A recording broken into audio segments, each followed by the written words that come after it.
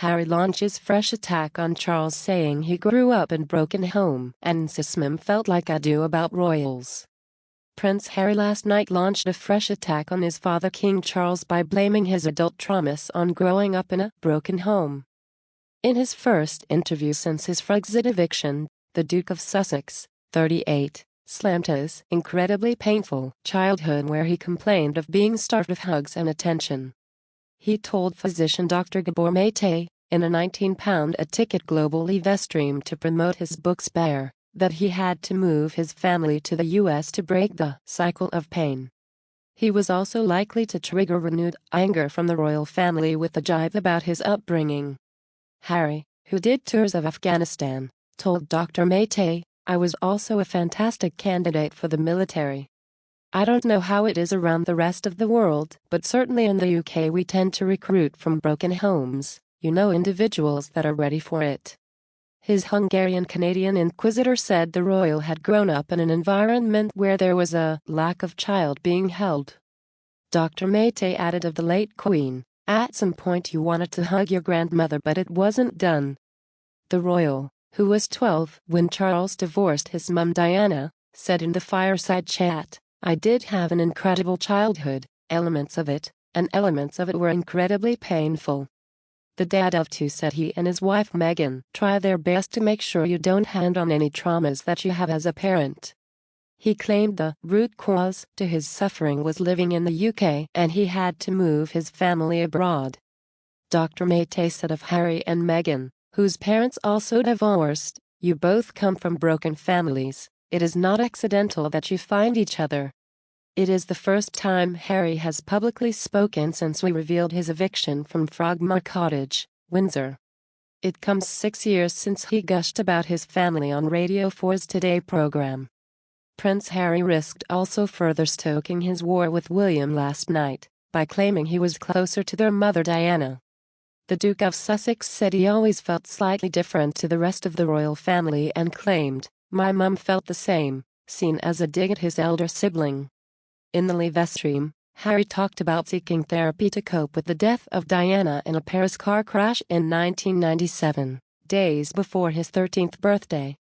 And he claimed taking the psychedelic drug ayahuasca was one of the fundamental parts of his life that changed him and allowed him to cope with his trauma.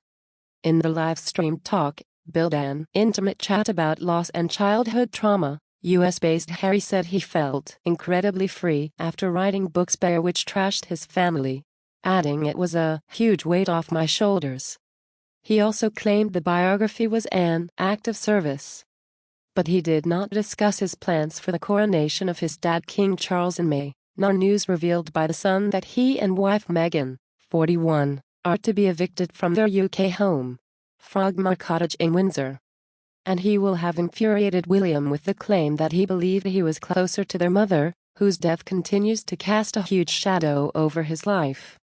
He told Hungarian-Canadian Dr. Mate, I certainly have felt throughout my life, throughout my younger years, I always felt slightly different to the rest of my family.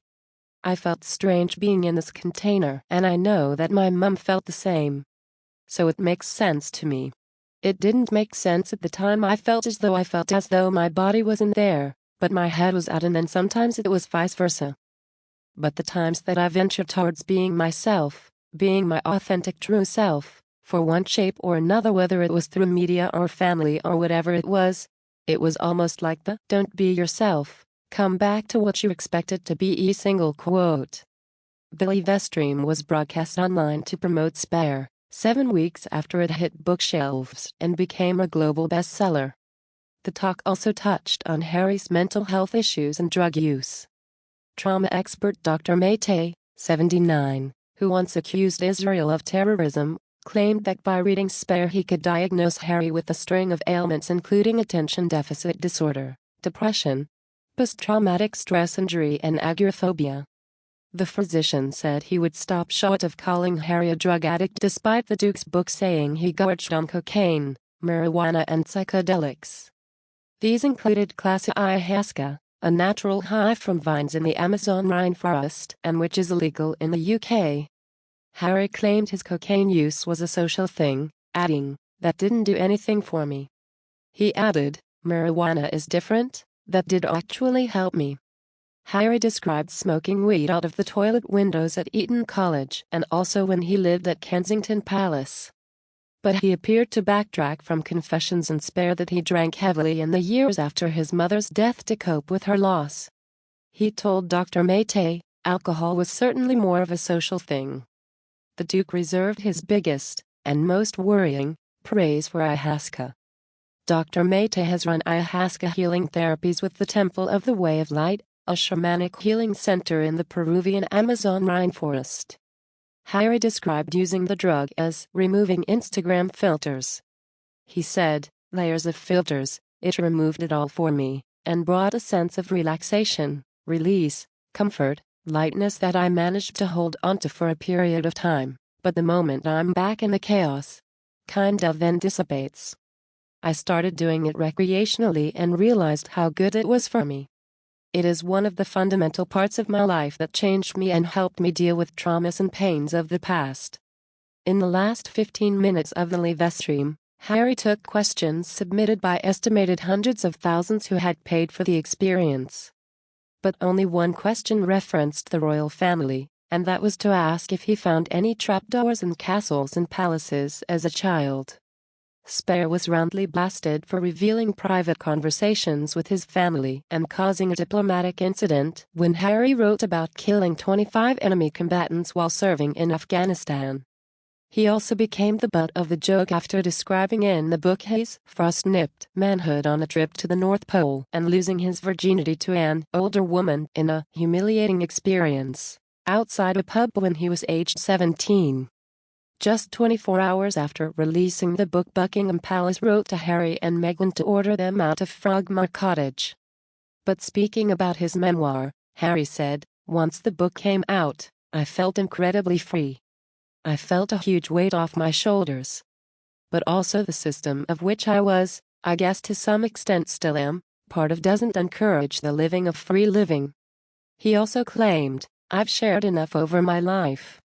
There's people that have shared things on my life, outside of my control, true or false, but to be able to share the things of my life that I think are important for other people. It does, it feels good, but it also feels, to me it feels like an act of service. Last night Buckingham Palace said it did not want to comment on his comments made in the live stream.